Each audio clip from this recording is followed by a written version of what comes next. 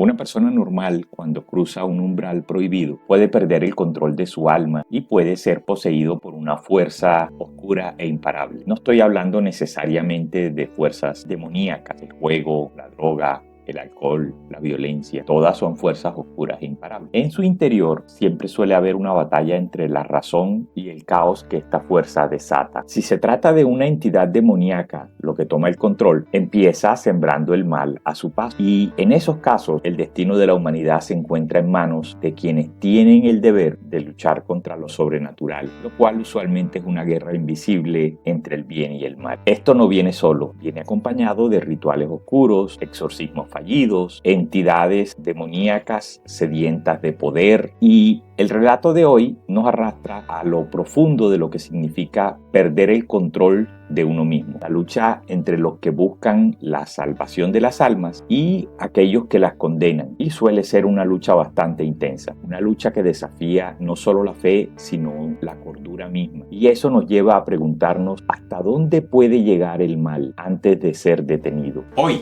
en Detective de Letras, investigaremos posesión, también conocida como posesión diabólica y posesión demoníaca. Detective, no, esto está muy miedoso, yo creo que hoy no voy a estar en esta filmación. No, pero no me dejes solo aquí en el estudio, que me da mello. Mello.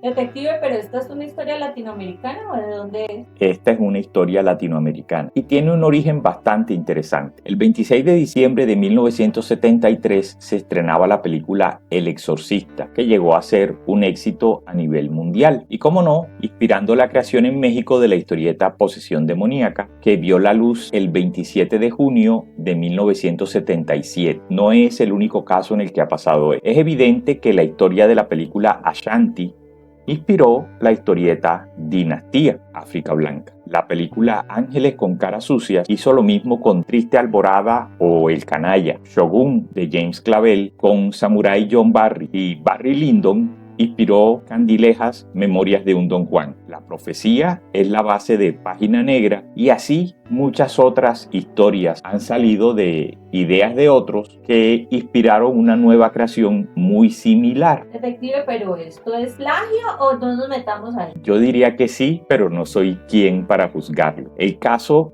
por supuesto, no es exclusivo de Latinoamérica. El productor cinematográfico y televisivo exitoso a nivel mundial, Glenn A. Larson, famoso por sus éxitos en los 70 y en los 80, hacía lo mismo. Star Wars inspiró su serie Battlestar Galactica. Every Which Way But Loose inspiró la serie BJ McKay, conocida en inglés como BJ and the Bear. La película Tron inspiró su creación Automan. La película Butch Cassidy and Sundance Kid inspiró su serie alias Smith and Jones, y así sucesivamente. La historia de Posesión se reimprimió en Colombia en 1982 por Editorial La Foca en las prensas del periódico El Espacio, y fue publicada acá como Posesión Diabólica. La serie cambió el título varias veces, pasando de Posesión Diabólica a Posesión Demoníaca o simplemente Posesión en varias ocasiones. Esto debido a quejas de colectivos de madres de familia que se quejaban de lo sugerente del título. No eran conscientes de que justamente lo que buscaban las ventas era un título sugerente que impulsara el billetico. ¿Pero qué esperabas? Si el cómic era considerado diabólico ya y sacas un cómic que se llama Posesión Diabólica.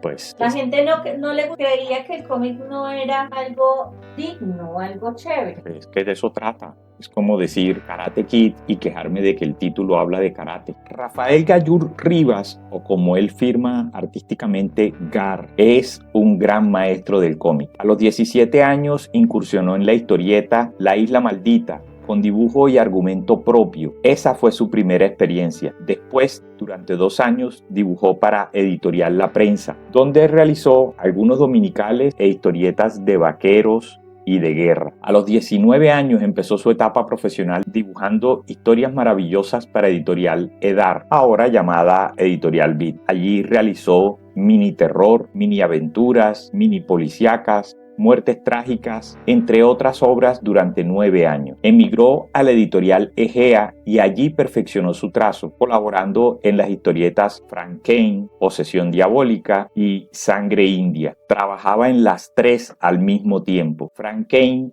se mantuvo en el mercado durante 9 años. En Posesión Diabólica también realizaba labores de argumentista. Fue allí donde ese estilo único y rotundo en las ilustraciones lo convirtió en una leyenda, especializándose cada vez más en portadas, sus vibrantes y dinámicos luchadores como Santo y Blue Demon y sus provocativas ilustraciones de mujeres, muy posiblemente inspiradas por el trabajo de Frank Frazetta, lo consagraron como uno de los mejores portadistas de América Latina. En esa misma etapa aprendió el mediotono que utilizaban las historietas de los 70 y los 80, esa técnica basada en pastel, carbón y acuarela. Decepcionado de la historieta que circulaba en esos tiempos, se dedicó a las portadas, sobre todo a las sensacionales de lucha, de vaqueros, maestros, todo con la firma GAR. En medio de esa etapa colaboró con la Secretaría de Educación Pública en la colección México Historias de un Pueblo, una colección maravillosa. Pero entonces solo era portadista. Se especializó en eso. Rafael Gallur ha sido ganador del Tlacuilo de Oro y sus trabajos han sido llevados a exposiciones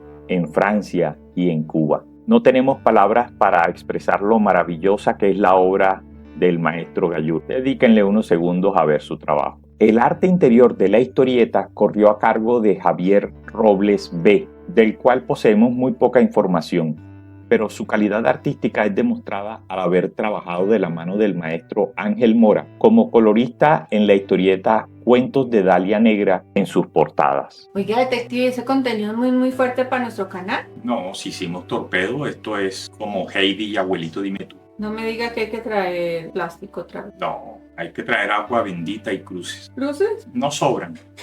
La historia de Posesión Diabólica inicia en el pueblo de San Andrés, en México, a donde llega un grupo de intelectuales, científicos y docentes conformados por el profesor e historiador Diego Fernández, el profesor teólogo y parapsicólogo Fermín Ramos, no es pariente, la doctora médica e investigadora de enfermedades endémicas Úrsula Tamayo, que está como para que abra un OnlyFans, el profesor y arquitecto Otión Solís y Cornelio Ibarra, que viene siendo como el camisa roja del Enterprise. Antes del inicio de la historia, el posadero del pueblo Jorge Moncada le cuenta a los visitantes las leyendas sobre las ruinas de un antiguo monasterio de frailes agustinos que está maldito en las afueras del pueblo. La historia inicia cuando la curiosidad del historiador Diego Fernández lo lleva a explorar el monasterio maldito durante la noche y en solitario. Será pendejo. Por supuesto, en el monasterio maldito de noche se encuentra una presencia maligna y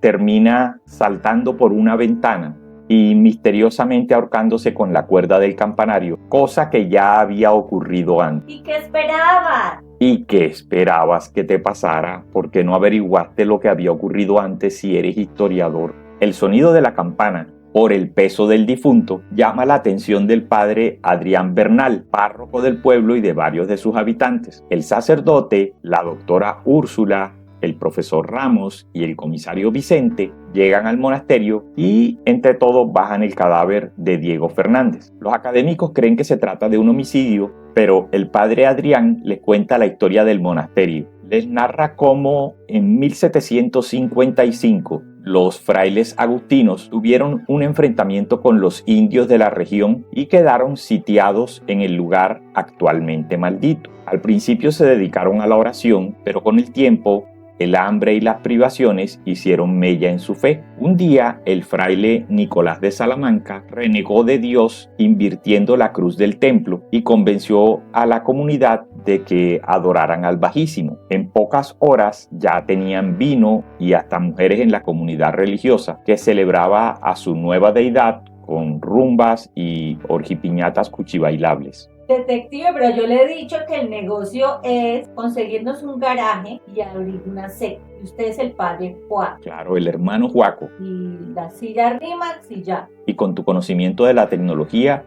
podemos instaurar la confesión virtual. Usted se comunica a www.hermanojuaco.com.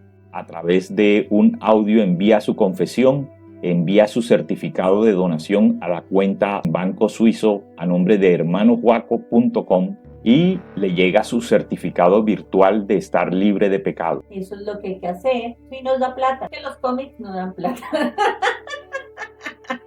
Uno de los sacerdotes se negó a todo esto y huyó. Fray Francisco de Terbel le envió una carta al obispo contándole todo lo que estaba pasando. El obispo envió un contingente de caballería y de infantería adjunto a la Santa Inquisición para que masacraran a los sacrílegos y sellaran el lugar. Y desde entonces el mal mora en ese mismo sitio. Más o menos así lo que hace la policía con algunos rumbeaderos bastante interesantes. Aún con esa explicación, la doctora Úrsula cree que en el monasterio hay un asesino oculto y va en la noche a investigar el lugar. Porque tienen que ir a investigar los lugares malditos en la noche y solos. Allí... ¿Otro que cometió el idiotez? Sí, eso es muy común en la academia. Allí encuentra a un hombre muy atractivo de ojos verdes y como cautivada por un hechizo se ofrece a él. Por supuesto se trata del Blodia. Podemos decir entonces que el Bajísimo la poseyó en todos los sentidos. Si llegaste hasta aquí y te ha gustado lo que has visto, regálanos un like. Si te parece que a más gente puede gustarle, compártelo con personas que pudieran disfrutar de este contenido. Si crees que deberíamos dedicarnos más a esto y deberíamos hacer más contenido, compártenos un súper gracias y si tienes la posibilidad, únete a las membresías del canal. Hay muchos contenidos que son solamente para los miembros del canal. Y vienen más contenido exclusivo para los ayudantes de Sherlock. Al llegar el día y notar la ausencia de Úrsula, los académicos van al monasterio con el cura y allá Cornelio es poseído por la fuerza maligna. Al regresar al pueblo cargando a Cornelio, que va en coma, el profesor Fermín le informa al padre Adrián que va a ir a buscar a Úrsula porque está enamorado de ella. El padre se opone por lo peligroso que es y decide ir él. En el monasterio se encuentra a Úrsula que intenta seducirlo, pero el padre es casi un santo y no cae. En el pueblo llaman al médico, el doctor Pascual Tapia, que les muestra una marca en el cuello de Cornelio, la flor del diablo. Les dice que no puede hacer nada por él y se va. Muy parecido a los médicos del sistema de salud pública del día de hoy, pero sin la flor. Oiga, ¿usted le está tirando duro a todo el mundo en este video, Olga? No, pacífico. El difunto Diego Fernández y el endemoniado Cornelio atacan al profesor Ramos, sin parentesco con el detective, y raptan a Irene Moncada, la hija del posadero. En el camino, un campesino enamoradizo llamado Laureano se encuentra con Úrsula y ésta lo seduce hasta endemoniarlo. Se puede decir que ella lo poseyó, ¿cierto? Una vez más, el padre Adrián y sus aliados van al monasterio y se enfrentan con las fuerzas del mal para rescatar a Irene, pero esta vez el profesor Ramos, el arquitecto Solís e Irene descubren que les ha empezado a salir la flor del ñarráu peludo. Como el padre se empieza a volver el Batman de la lucha contra el Bajísimo, una cosa así como Batman sacerdote, Úrsula domina unas mulas para acabar con él. Aunque el comisario Vicente se las baja a tiros, les garantizamos que ningún animal fue herido en la producción de esta historieta. Nuestro cura heroico queda herido, así que pide la ayuda del obispado llamando al presbítero León Alzave, el exorcista de la diócesis. Úrsula intenta seducir y poseer al profesor Ramos, pero no lo logra y el erudito descubre cómo vencer la maldición del monasterio. Así que se dirige hasta allá y revierte la cruz invertida exorcizando a los demonios del lugar, pero muriendo en el acto.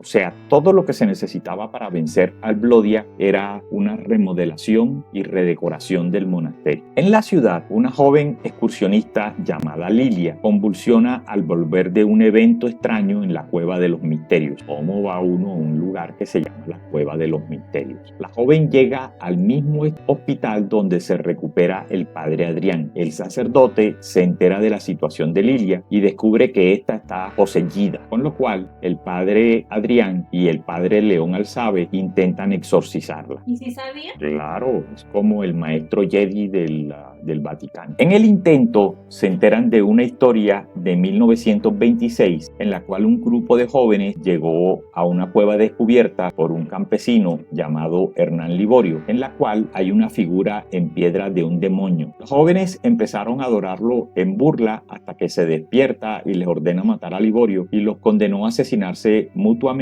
y renacer por toda la eternidad. Mucho ojo con la pelea en la cual ellos se matan para renacer por la eternidad. porque ese combate me parece que lo hemos visto antes. Úrsula llega al hospital y sus antecedentes como médica le son útiles para acercarse a Lilia y al personal médico tratante, entre ellos al doctor Eduardo Durán, un exnovio de su vida de estudiante. Tanto Eduardo como su esposa Ruth y su hijo Carlitos caen bajo el poder de Úrsula y desarrollan la flor del bajísimo. ¿Eso no será una enfermedad venérea? La lucha es feroz y lleva a los sacerdotes y al médico a realizar otro exorcismo. Al tener éxito, los sacerdotes liberan a los poseídos. Úrsula debe huir y se dirige a Amatitlán, en donde inicia una plaga de vampiros que aterroriza a sus habitantes. El misterio de Amatitlán se remonta al 31 de mayo de 1890, cuando falleció en el pueblo Johannes Walewski, lo cual trajo una plaga de murciélagos que empezó atacando a los animales y siguió con las mujeres hermosas. Un día, el sepulturero del pueblo sintió movimientos en la tumba de Johannes, por lo que el alcalde, el párroco y varios ciudadanos prominentes abrieron la tumba, donde encontraron al difunto incorrupto y una mujer que había desaparecido el día anterior. El sacerdote local decapitó al no muerto y llenó su boca de ajos, con lo cual se hizo cenizas, y el féretro fue trasladado a la tierra santa de la iglesia. La misión de Úrsula inicia por revivir al vampiro, por supuesto con su respectivo sacrificio de sangre, y tras él a su séquito de chupasangres. La temible situación enfrenta al pueblo con las fuerzas de la oscuridad. En esta aventura no aparece el padre Adrián Bernal, ni tampoco aparece el padre León Alzave. Las fuerzas del bien son dirigidas por la sagacidad del periodista Bruno Fuentes, lo cual hace que el héroe sea menos poderoso y mucho más falible, enriqueciendo la aventura. Tras huir de Amatitlán, Úrsula cambia su apariencia y se une a un grupo circense que pasa por la carretera, y allí conoce a Rubén Nevares, el administrador y gerente del circo, y a Daniel Escudero, el domador de fieras. Un hombre tan valiente que por primera vez desde su posesión, Úrsula se siente atraída por un mortal. El circo llega al pueblo, en donde el padre Adrián y el padre León visitan a un grupo de huérfanos que de mal a Úrsula. En esta aventura, Úrsula logra poseer al padre Adrián y a una muy buena cantidad de personas del pueblo, pero no logra nada contra el exorcista León Alzave y se ve obligada a huir con un productor cinematográfico a Miami para escapar de los sacerdotes que la persiguen, como muchas amigas mías que huyeron a Miami con un productor cinematográfico. En un viaje de Miami a las Bermudas en avión con el equipo cinematográfico, la aeronave entra al Triángulo de las Bermudas y el avión pierde el rumbo. Úrsula convence a varios para adorar al pata peluda, una adoración sin ropa, como muchas de mis amigas, y son llevados a una isla que no figura en ningún mapa. Allí el grupo se dedica a filmar una película de adoración al oscurísimo, pero los tripulantes del avión y un actor logran escapar al renegar del Blodia. Con la película terminada, Úrsula y sus seguidores viajan a Hollywood, pero la iglesia ya se ha enterado de lo que está pasando por la tripulación sobreviviente y envían al padre Adrián y al padre León a detenerla y a destruir la película, lo cual no les resulta nada fácil. Al final, quien los termina ayudando es el mismo hijo del patrón que viene del cielo para resolver la situación. Úrsula es castigada por su fracaso, pero se le da una nueva misión. Ella y Lilith, la bruja del pantano, una tipa con un diseño muy similar al de Rarotonga. Si no sabes quién es Rarotonga es porque seguro no has visto nuestro video sobre ella. Te dejamos un enlace por aquí arriba y otro en la descripción de este video para que no te hagan bullying por desconocer este título. ¿Y es que hacen bullying por no conocer un título? Y es que no hacen bullying por cualquier cosa. Ellas tienen que buscar una mujer sin escrúpulos, pervertida, cruel, sanguinaria y dispuesta a las más bajas pasiones. O sea, que cualquiera de las dos servía. De todas maneras, si ustedes conocen a una mujer pervertida, cruel, sanguinaria y sin escrúpulos, con baja moral, envíen sus datos de contacto a detectivedeletras@gmail.com. Eso no va. Es para fines académicos. No, eso no va. Sherlock necesita los datos. Ah, Sherlock. ¿Sí o no, Sherlock? Sí, ¿cómo no? Que sí. Esta labor lleva a Úrsula a Puerto Azul en la Florida. Puerto Azul existe, en donde logra capturar a sus archienemigos, el padre Adrián y el padre León, a los que pretende quemar vivos, pero una muchacha del pantano llamada Marisa Cameron los libera. Por supuesto, Marisa es elegida por el Malísimo para que sea la madre de su hijo. Tras neutralizar al padre León con el ataque de unas serpientes y con el padre Adrián cuidándolo, Úrsula secuestra a Marisa y se la lleva al Blodia para que haga la posesión tradicional necesaria para crear al anticristo. Tras crear al Satan Baby, Marisa es devuelta sin que sea notado el secuestro y el Bajísimo intenta provocar la tentación entre ella y el padre Adrián. Así el padre creería que el hijo es suyo y lo protegería. Qué plan más macabro, pero qué plot twist más interesante. Sin embargo, no fue explotado y esta situación se resolvió de otra manera. Después de dejar los pantanos de la Florida, la doctora Úrsula Tamayo es enviada por el Patas Peludas a la región de los viejos mixtecas, en el pueblo de San Ramón. Allí se reúne con la momia del antiguo sacerdote Maxlilli, adorador de Silbabá, y juntos esclavizan al pueblo, que en estado sonámbulo inicia la reconstrucción de la antigua ciudad de Xicopac, elegida por Úrsula como la capital del nuevo reino del Bajísimo, donde tendría que nacer el Bajísimo Junior. Muy pronto, Úrsula ha levantado un ejército de demonios que se alimenta de las personas de varios pueblos mixtecas, pero no de los de San Ramón. Estas muertes atraen la atención del canónigo Méndez, que viene siendo el jefe de los agentes secretos, de los sacerdotes Adrián Bernal y León Alzave, y los envía a investigar todo lo que está pasando junto al médico Carmelo Yáñez. Al poco tiempo de investigar todo lo que ocurre en esos pueblos, uno de estos tres está muerto. ¿Recuerdan nuestra teoría de los camisas rojas que bajan a explorar con Kirk, Spock y McCoy? Bueno, uno de estos tipos no es como los otros, es diferente de todos los demás. Adivina cuál es diferente de los otros. Adivina cuál es el que morirá.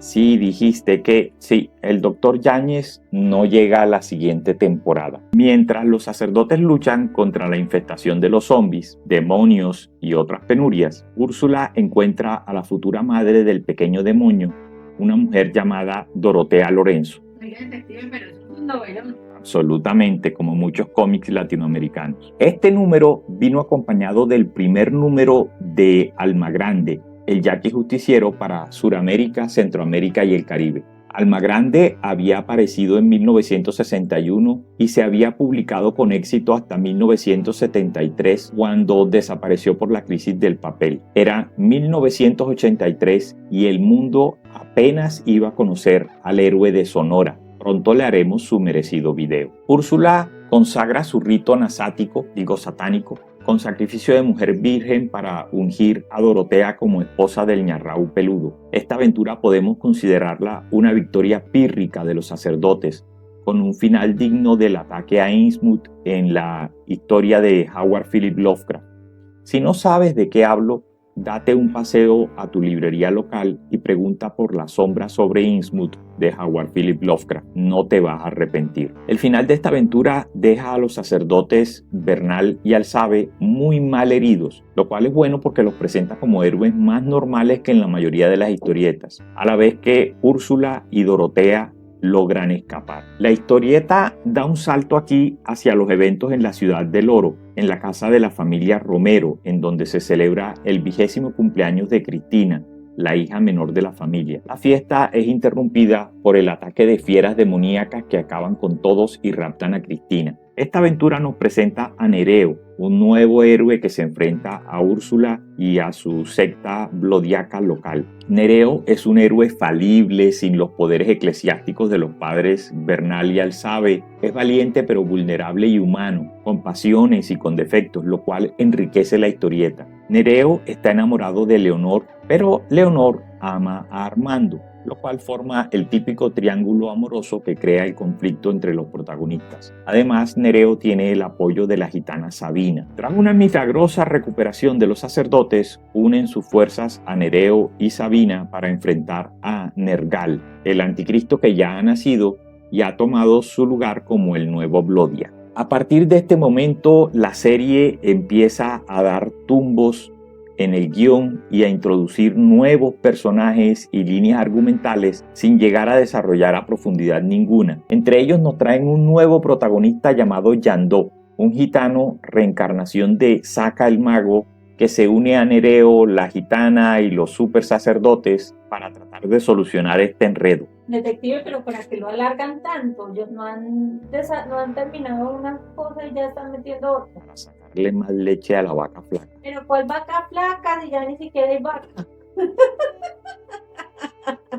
Esa vaca se acabó hace rato.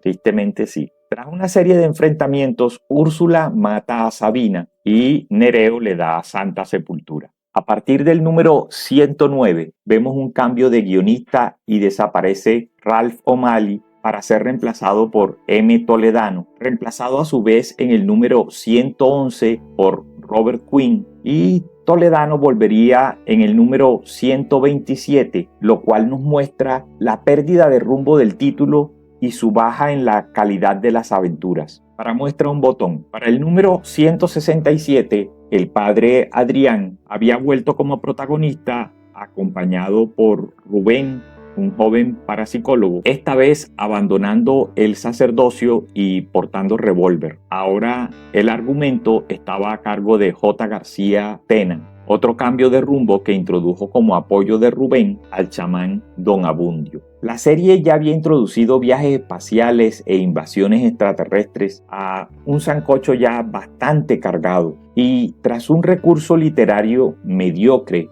empezaba a perfilarse un final motivado por las bajas ventas. Ese final llegó en el número 188. A través de sus páginas, la serie ofreció una fascinante combinación de elementos como la lucha entre el bien y el mal, la parapsicología, los ovnis, misterios de planos astrales, evolucionando constantemente para tratar de mantenerse relevante y atractiva. Este cómic logró destacar en un mercado competitivo gracias a su narrativa inquietante, sus ilustraciones impactantes realizadas por artistas como Rafael Gallur, que dieron vida a un universo oscuro y cautivador. Su influencia traspasó fronteras, siendo también distribuido en América Latina por editoriales como La Foca, consolidándose como un referente del género y dejando un legado perdurable en la historia de los cómics de terror de la década del 70 y del 80. Alístate para luchar contra el mal a través de la fe, la astucia, los conocimientos parapsicológicos,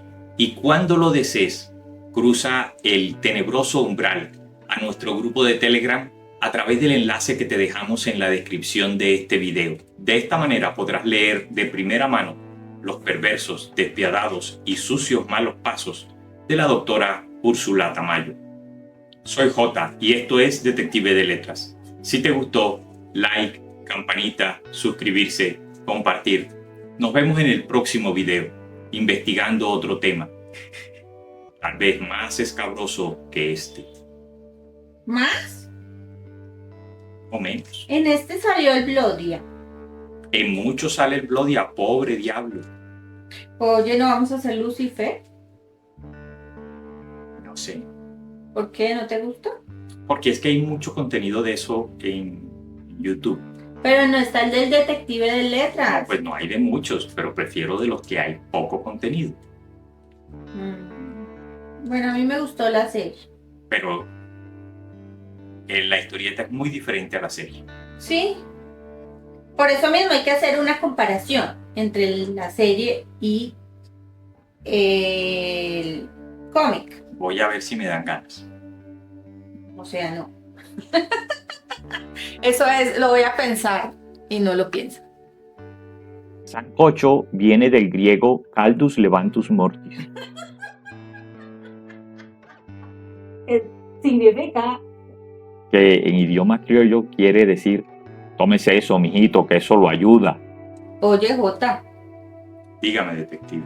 detective, Gracias. Muchas gracias. ¿sabías que siguen diciendo que tú y yo estamos locos? ¿Que tú y yo estamos locos, nena? Imagínate. No hagas caso. Hay gente que hace bullying a las niñas que les gustan. Oye, eso sí no tiene sentido. Y los locos somos nosotros. Bueno, que sigan diciéndolo porque es que